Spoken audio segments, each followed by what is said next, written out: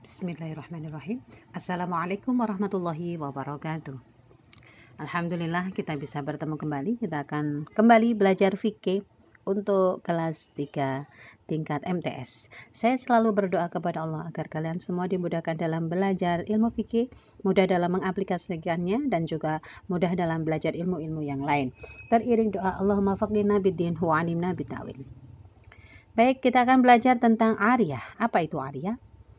Ariyah menurut istilah adalah akad berupa pemberian manfaat suatu benda halal dari seseorang kepada orang lain tanpa ada imbalan, dengan tidak mengurangi atau merusak benda itu dan dikembalikannya setelah diambil manfaatnya. Ariyah istilahnya adalah sama dengan pinjam. Jadi pinjam, ketika pinjam hanya mengambil manfaatnya, setelah itu dikembalikan kepada pemiliknya. Jadi ariyah itu adalah pinjam. Ilustrasinya adalah mu'ir atau orang yang meminjami, kita sebut aja nanti untuk contoh kasus adalah mamat. Jadi mu'ir itu mamat, sedangkan musta'ir atau orang yang meminjam atau peminjam kita sebut namanya parmin. Jadi mamat itu yang meminjami, yang punya barang, sedangkan parmin itu yang pinjam. Baik, barang pinjaman rusak, apakah harus diganti atau tidak? Jumhur ulama atau kebanyakan ulama bersepakat bahwa tidak ada pergantian barang pinjaman akibat pemakaian yang normal.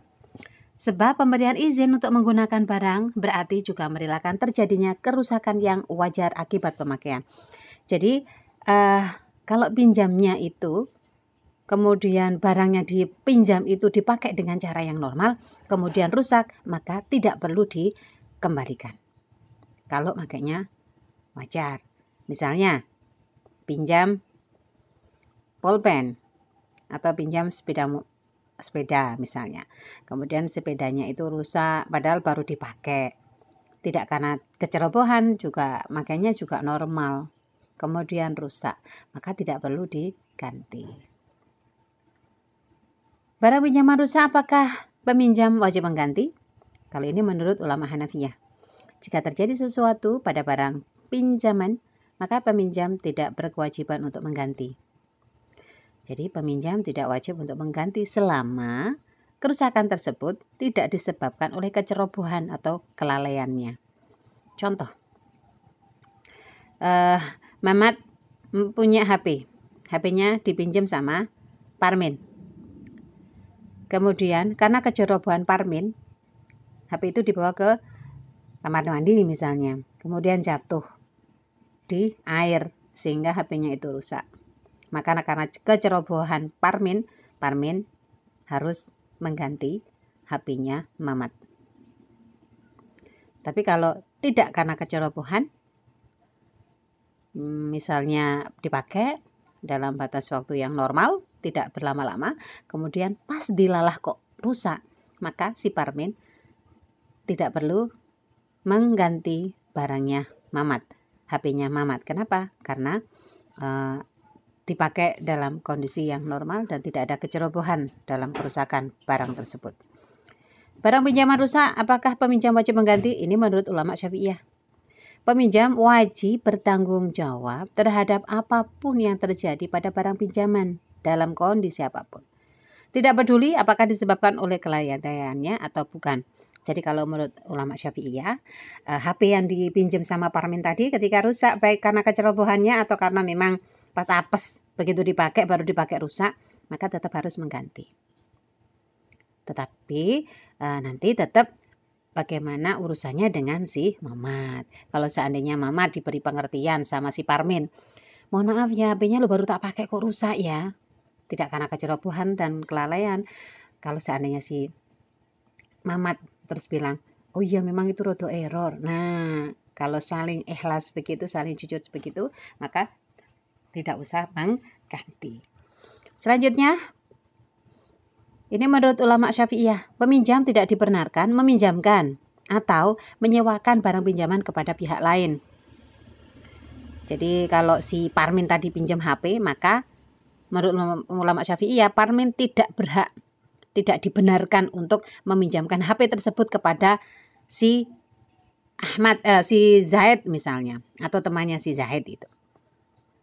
Kenapa? Sebab peminjam hanya diberi izin untuk menggunakan barang dan bukan menerima penyerahan kepemilikan. Jadi si parmen tadi itu hanya diberi izin untuk memakainya, tidak diberi izin untuk menyerahkan ke orang lain seperti Zaid.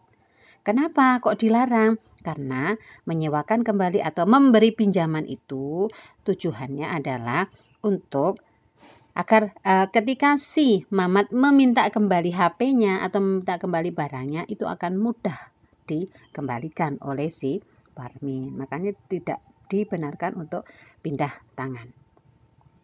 Bagaimana menurut ulama Malikiyah?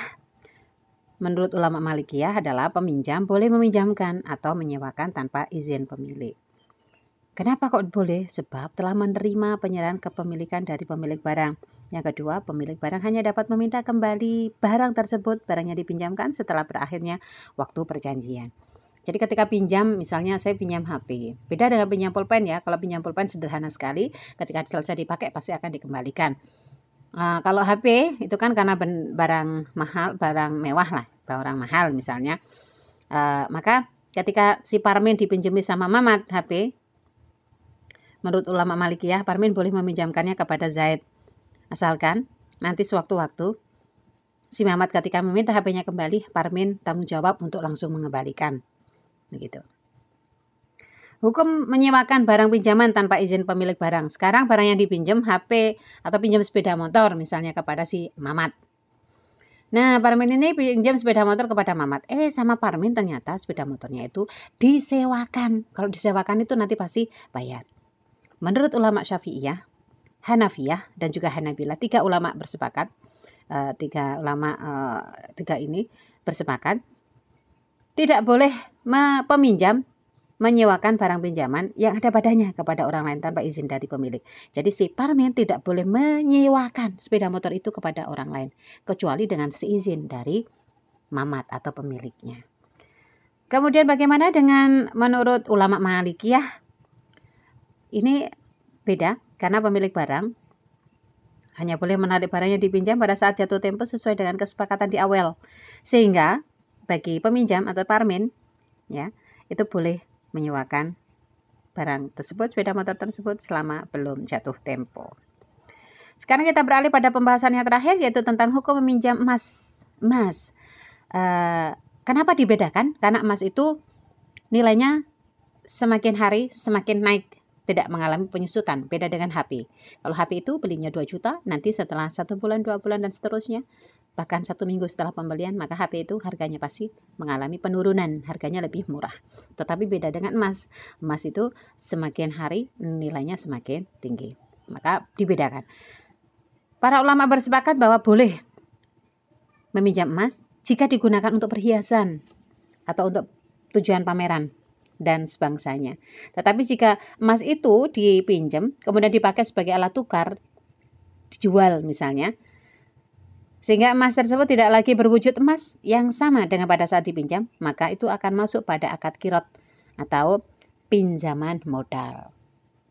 Jadi ketika pinjam emas 10 gram saat ini, kemudian akan dikembalikan 1 tahun kemudian, maka akan beralih akad menjadi akad pinjam modal. Karena pada hari ini emas 10 gram itu harganya 700.000 per gramnya. Kalau 10 gram berarti 7 juta. Maka bisa jadi 1 tahun yang akan datang emas itu akan naik per gramnya menjadi 1 juta. Sehingga 10 gram akan menjadi 10 juta. Maka harus dikembalikan sesuai dengan pinjaman yang dulu, yaitu 10 gram. Biarpun harganya melonjak. Demikian tadi, wallahu a'lam bishawab. Semoga bermanfaat. Allahumma faqihna bid-din wa alimna bit-ta'wil. Saya akhiri. Wassalamualaikum warahmatullahi wabarakatuh.